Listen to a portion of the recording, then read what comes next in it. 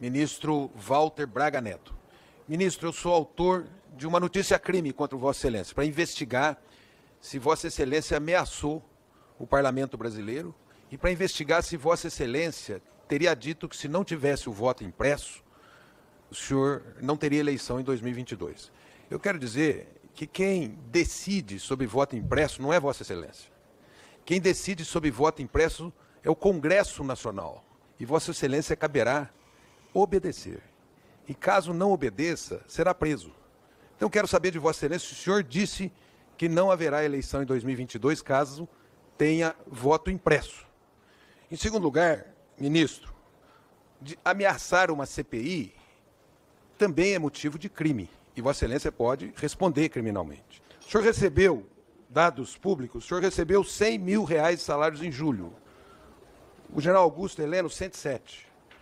O general Luiz Eduardo Ramos, 111. Eu queria saber, eu fiz uma pergunta, eu protocolei um pedido para saber sobre nomeações de marechais. Com relação ao salário que foi falado, eu já expliquei, mas eu faço questão de repetir. Não é um salário. O militar, outra coisa, não foi para militares, aquilo foi para todo o funcionalismo do Executivo, que era o único que não cumpria o entendimento que já havia do STF e do TCU. Já disse isso aqui antes. Tá? Não é decreto, foi uma portaria da AGU e adoção pelo Ministério da Economia. O que nós recebemos foi os atrasados, ou os retroativos, de janeiro a julho, tudo de uma vez só, mais o 13º. Ele me perguntou se eu considero se houve uma ditadura. Não considero que tenha havido uma ditadura. Houve um regime forte, isso eu concordo. Cometeram exceções dos dois lados, mas isso tem que ser analisado na época da história, de Guerra Fria e tudo mais. Que é a importância dos pesos e contrapesos que tem que ser exercido pelos três poderes. O poder legislativo, o poder executivo e o poder judiciário.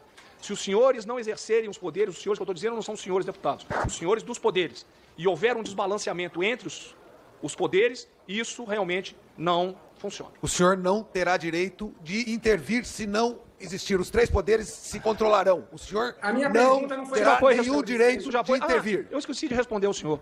O senhor fez perguntas aí para mim, inclusive... Os senhores pretendem dar um golpe no dia 7 de setembro, essa pergunta não foi respondida.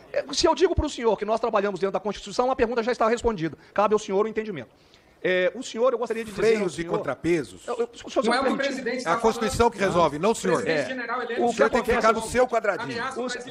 O senhor... Fernando, Como o senhor pode desrespeitar a memória das pessoas? E os ataques terroristas que vocês fizeram? Só um momento. E aqui fazer ameaças? E os ataques terroristas que vocês fizeram? Eu queria responder. Eu não agredi o ministro Walter Souza Braga Neto.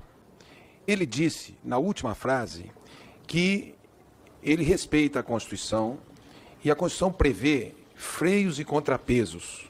Freios e contrapesos na relação entre os três poderes. Aí ele fala, e se falhar? Aí eu respondi, se falhar, a Constituição tem os seus mecanismos de freios e contrapesos. E, portanto, se falhar, não cabe intervenção militar. É isso que eu quis dizer a ele. Então, eu volto a dizer, porque deixa eu só colocar... Dentro desses instrumentos, 142. Só um minutinho. O Supremo Tribunal Federal cabe dizer, por último direito, o parlamento cabe decidir, a urna eletrônica, quem decide é o parlamento e ponto. A urna eletrônica, o voto impresso. Agora, no conflito entre os poderes, nós temos mecanismos constitucionais de solucionar e não existe nenhum tipo de tutela sobre os poderes. Não existe tutela sobre os poderes. Nem a Constituição prevê tutela sobre os poderes. E isto fez parte da última frase. Ele disse, se falhar, eu respondi. Se falhar, a Constituição responde, os poderes retomam o equilíbrio entre si. Não houve agressão. Mas, na última frase, houve uma dubiedade que eu deixei clareza na dubiedade. Eu quero dizer, ministro, que a notícia-crime foi para investigar. Então, dentro da notícia-crime, o senhor que diga, eu não disse isso. Tem coisas que são inaceitáveis, ministro. Tem coisas que são inaceitáveis. Você é mulher? Eu sou mulher, mas não me intimido para homem que fala grosso e fica fazendo ameaçinha, entendeu? Não me intimido, vou falar. Mas, ministro, tem coisas que são inaceitáveis. O senhor vir aqui defender a ditadura civil-militar, o senhor vir aqui dizer que não houve ditadura, senão as pessoas estariam aqui. O deputado Ivan Valente ficou 3 anos preso, sendo torturado durante a ditadura civil-militar. Nós tivemos mais de 490 pessoas, segundo a Comissão da Verdade, assassinadas. O povo faz tudo que quer aqui. Recentemente, nós tivemos o relato da única sobrevivente da Casa da Morte em Petrópolis. E o senhor vem aqui e reivindica esse legado quando fala absurdos como esse. Além de deixar claro, no final, fazer uma ilação que se os poderes não se ajustarem, aí fica ruim. Aí fica ruim se o povo brasileiro não se levantar e não se organizar para não aceitar ameaças golpistas. Tem coisas que são inaceitáveis. Defendeu o que o senhor defendeu aqui 21 anos do silêncio dos fuzis, eu não aceito. Teve muita gente que lutou para que nós pudéssemos estar aqui e não é o senhor que vai pagar esse passo.